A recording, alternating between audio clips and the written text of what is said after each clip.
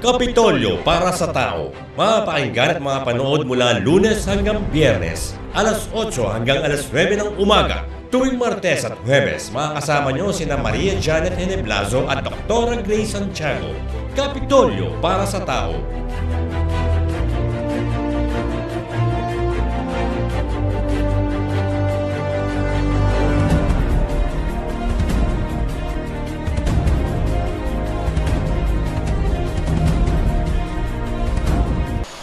Nagtungo si Quezon Governor David C. Suarez sa lalawigan ng Zamboanga del Norte upang ibahagi ang karanasan sa programang Lingap Kalusugan sa Barangay o Health Coupon na 7 taon nang pinatutupad sa lalawigan. Higit na pinakikinabangan ng mga Quezonian sa tuwing magtutungo sa pampublikong pagamutan at pambili ng gamot. Matatandaan ang nasabing programa ay nagkamit ng parangal mula sa DALG bilang 2012 Grand Finalist sa Galing Pook. Dahil dito nagkaroon ng pagkakataon upang gayahin ang nasabing programa at ipatupad din ito sa lalawigan ng Zamboanga del Norte.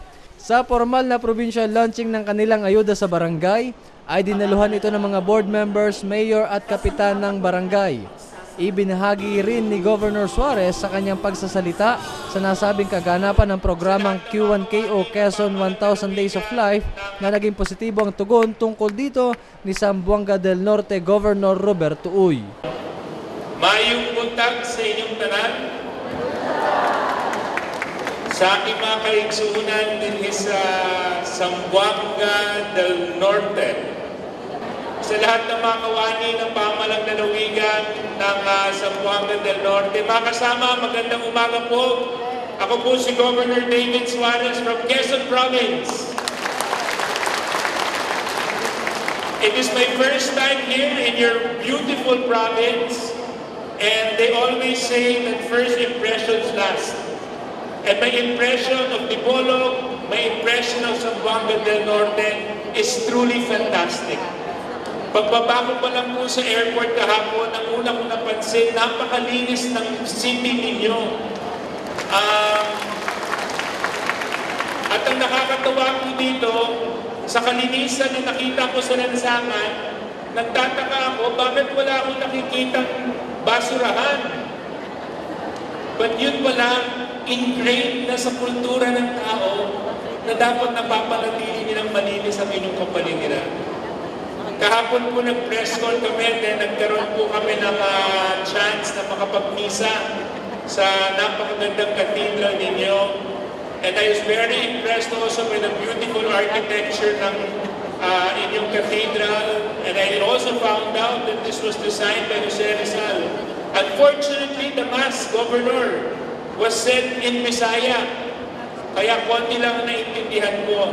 But minamahal ko po mga kawani, gusto ko lang po sabihin sa inyo na napaka-swerte po namin na nandito po kami sa lalawigan ng Zamboanga del Norte para makaisa sa isang napakahalagang programang ipatutupad ninyo na tunay pong pakikinabangan ng maraming mahihirap nating kababayan dito sa inyong lugar. At mamaya po namin ilo-launch yung project na yan. Gusto ko lang po ipakilala sa inyo yung team ng Quezon Province na nandito ngayon.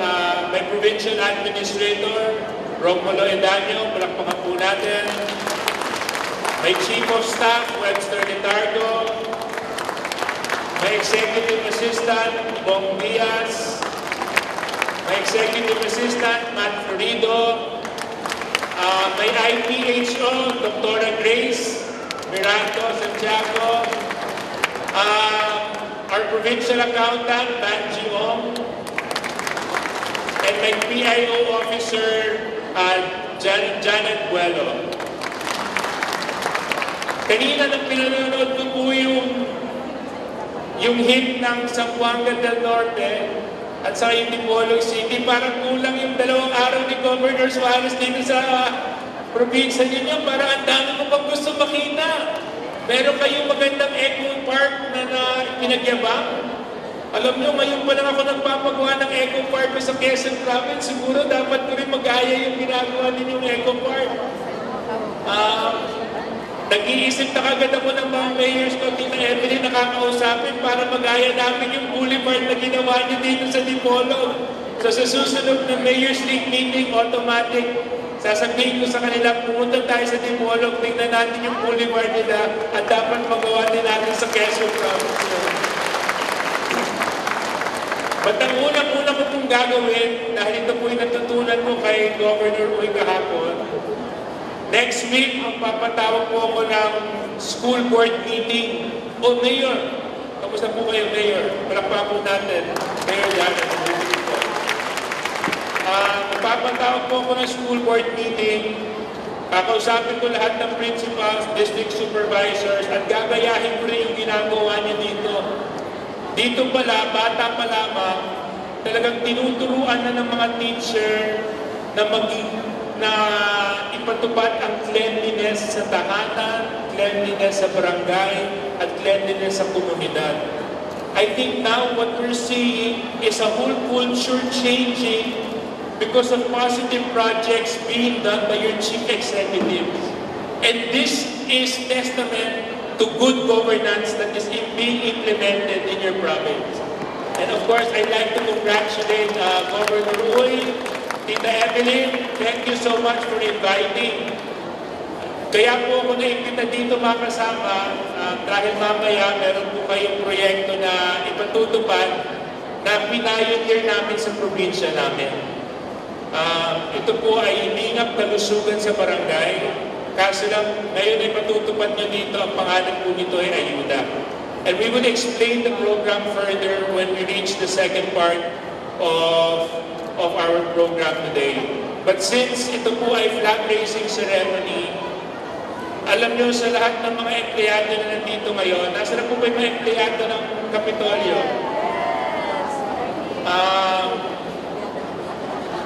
You're so blessed to have a governor that works 7 days a day, 7 days a week.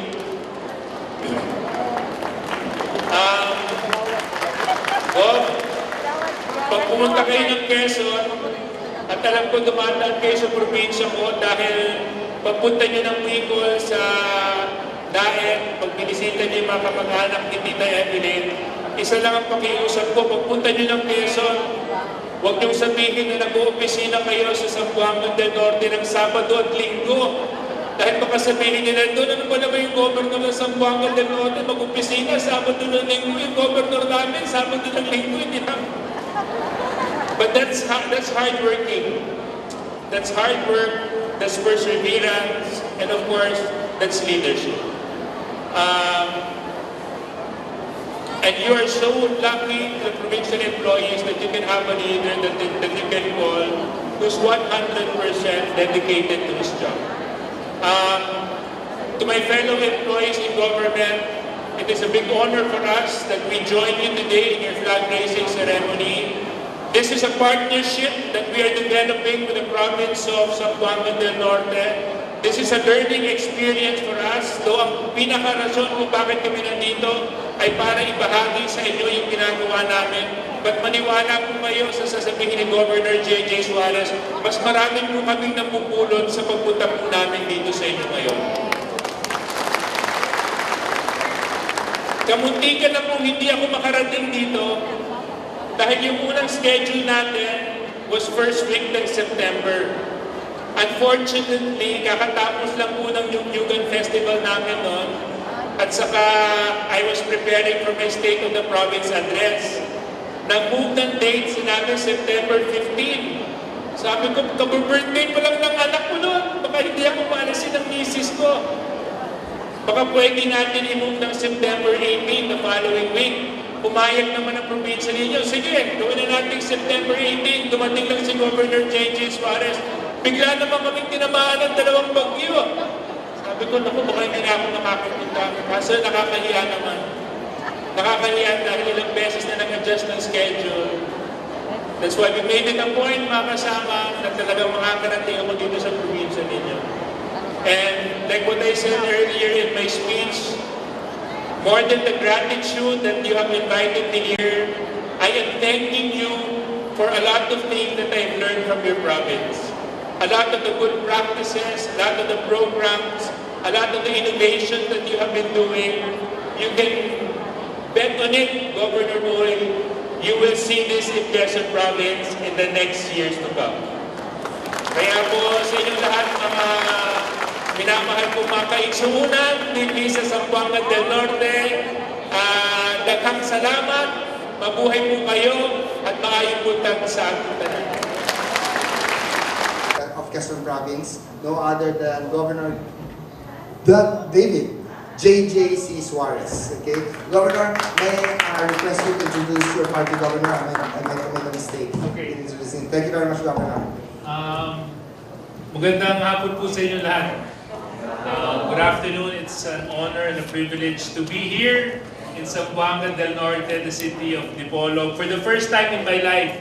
This is the first time that I'm here, at saka I feel very blessed and very happy that I'll definitely not forget the first time that I visited your province, because I think we would be doing a lot of good and we would be helping a lot of people with the initiative that the local government of Zamboanga del Norte, headed by Governor Uy, will be implementing. But before I proceed, I would like to introduce to you those who accompanied me to the trip. To my left is Banji Ong, siya po yung aming provincial accountant. Kaya po siya nandito is we're expecting yung mga mayors, baka yung provincial accountant tomorrow ng probinsya ninyo might have questions about the program that we're implementing para sa financial side, masagot at mabigyan ng kalinawan kung paano namin i-implement yung program. On my right is my provincial administrator, PA Romel Danyo. He's been in public service. Nagsabay po kami noong 2001 when he was elected board member and I was board member as well way back 2001. After PA Romel is Dr. Grace Santiago. Dr. Grace po is our IPHO head. So, sana bukas we'll be giving more time because ang dami po namin gustong ipaliwanag about health. And one of the important projects that we're implementing now is the first 1,000 days of life. So ito yung unang 1,000 araw ng buhay ng isang tao. Sa isang tao, this is the most important part of his life. Her life, because ito yung developmental stage niya. And we will expound on this project further tomorrow in our discussion. And of course, to my far right, sa dulo po ng lamesa is Webster Letargo. Siya naman po yung chief of staff ko. So kasama po namin siya sa pagbiyahe papunta dito sa napakagandang probinsya ninyo. Alam niyo nung paglapag ko sa airport, isa kagad ang pinapansin ko, gusto ko agad makita kung gaano kalinis yung isang bayan. Because kung gaano kalinis yung isang bayan will tell you how well managed that city and that province is. And while Joey was explaining to me na ito yung park, this is yung church, dito kayo magsasalita bukas, tinitingnan ko yung kalsada at natuwa ko, napakalinis ng lungsod ninyo. Other than that, one thing that I also noticed is maganda din yung sense of pride. I noticed that because unlike the other cities that I visited, ayoko naman sabihin yung mga cities na yon. Yung kalsada, talagang kalsada. Dito talagang kalsada, hindi tulad ng ibang mga lungsod na nabisita ko. Ang dami mga tricycle na ginawang paradahan na yung main thoroughfare, ang daming mga sidecar vendors na nagbebenta, but dito talagang malinis na malinis. So, and you know, that's my first impression of Dipolog City, and I'm very happy that that impression is good. So that means that your province is very well managed, and I'm very happy also to find out, because of course, before coming here, we wanted to find out, kasi ang nababalita lang namin sa Maynila at saka sa Quezon about Mindanao, yung nangyayari sa Marawi. Safe kaya kami dito sa Dipolog? Then we were so lucky to find out that in Region 9 that your province has the best peace and order situation. So, and that talks a lot about governance, that talks a lot about how you maintain and protect and address the needs of your people. That means the government's working. that you're able to address peace and order situation, because not too different is also what we face every day in Quezon Province. Kami naman po sa probinsya namin, nung bago po ako mapaupo noong 2010, ang pagkakilala po sa Quezon Province ay NPA-ridden province. May mga experiences kami na yung mga NPA talagang nananakop ng bayan, nananakop ng mga police stations. But we're happy to say, tulad din po ng nangyayari dito sa Zamboanga del Norte, we were able to declare the whole province as conflict manageable and ready for further development. Kaya nakikita ko na very parallel din yung galaw. Not to mention, noong 2014, nung nanalo po ako ng Galing Poke Award, siyempre magyayabog ako, konti lang naman. Nung nanalo po kami ng Galing Poke Award noong 2014, ang kasabay ko rin po nanalo nun was, of course, the former mayor of Dipolog City, the wife of Governor Roberto. So yun mga kasama, that's my introduction. I'm happy and I'm very blessed to be with you today. Sana yung mga experiences namin in Quezon Province can benefit you. We're open to some questions kung meron po kayong gustong malaman about the programs that you will be implementing in partnership with your province. Huwag lang tungkol sa love life kasi very private lang po sa akin. So yun. So Joey, yeah. Sir, thank you very much, sir. I pass on our microphone to our moderators. Thank you very much, Mr. Joey, and of course to Governor Suarez. You asked the first question from the media here in Zamboanga del Norte. Mr. Lorenzo Casimiro, I think you have your question. He's the City Information Officer of Dipolog City. Good afternoon po, Governor and everyone in the presidential table.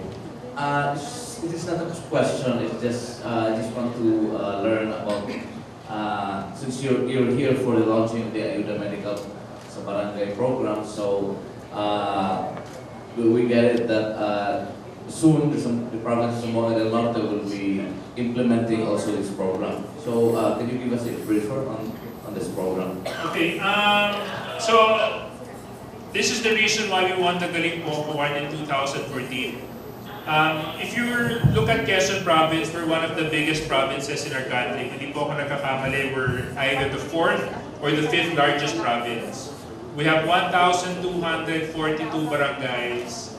If you're familiar with the island of Luzon, ang boundary namin sa north is Bulacan and Aurora. Ang boundary namin sa south is Bicol. So pag tinanggal mo yung probinsya ng Quezon sa mapa, hinati mo yung Luzon ng kalahati. More or less, that's how big Quezon Province is. We have we were, like I mentioned, we have 1,242 barangays, 39 municipalities, 2 cities. We have 8 island municipalities. So napakalawak po talaga at napakahaba ng probinsya namin.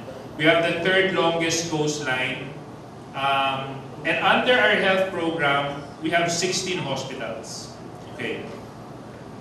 Araw-araw, may nagkakasakit sa barangay. Hindi mo maiiwasan.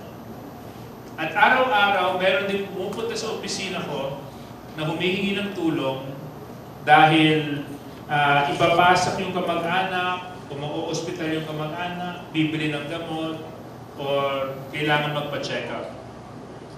But the question is, doon sa those that get to my office, what percent are they of the people who are actually getting sick in the whole province? So the question is, are you effectively addressing the health needs of your constituents with what you are doing now? And what we were doing then was providing assistance through AX, yung assistance to individual in crisis situations. Na taon-taon, ang natutulungan lang namin, siguro marami na yung 3,000. So the whole year of 2010, binilang ko, 3,000 lang yung natulungan ng AX program namin. But sinabi ko, imposible yan. Imposible na 3,000 lang ang nagkakasakit. Ang dami natin hindi natutulungan. So ano ang pinakamagandang paraan na matulungan namin ito? So we conceptualized the health coupon program. And this is the program that the province of Zamboanga del Norte will be implementing. So the health coupon program is a very simple approach in providing assistance. What we did is we provided 50,000 pesos worth of coupons. Meron ba tayong sample ng booklet? What we did is we provided 50,000 pesos worth of coupons to every barangay captain. So every barangay captain, meron siyang hawak-hawak na booklet na ganito po yung itsura, parang check-in. Okay.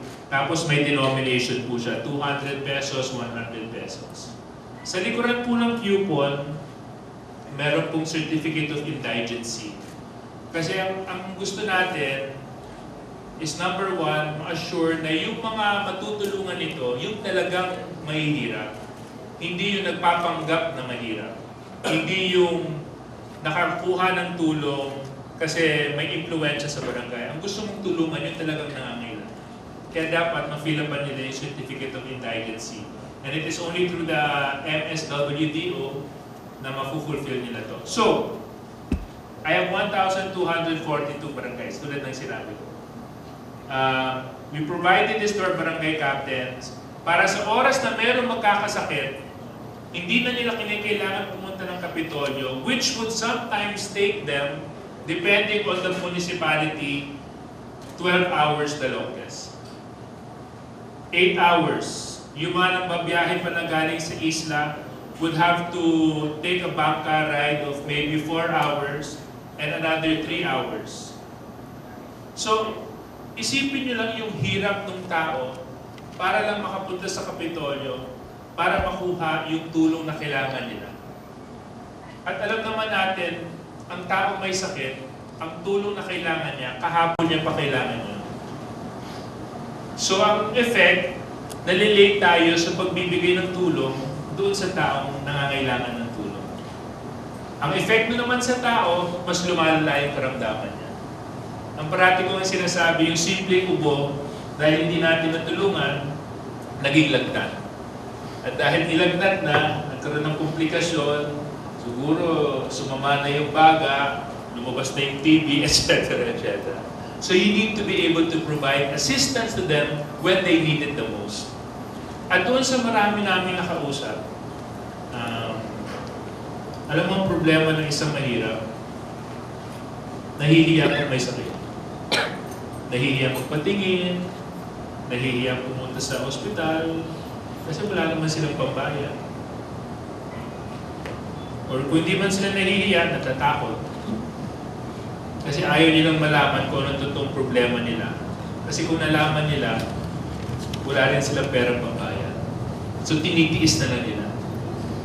Now that's very unfortunate for people who are poor. So we implemented this program. So we distributed it to every 1,242 barangay captains. Kaibigan man kita, kapartido man kita o hindi, basta lahat ng kapitan meron. So, and through the barangay captains, we provided assistance to any Quezonian that required assistance in all our 16 hospitals. So, pambili ng gamot, pang-check-up, pang-konsulta, ano pa ba? Laboratory, lahat sinasagot ng coupon na to. So, nabanggit ko kanina, noong 2010, ang natulungan na lang namin through our AX program was around 3,060 individuals. 2011, first year ng implementation ng coupon, 60,554 Quezonians ang natulungan siya.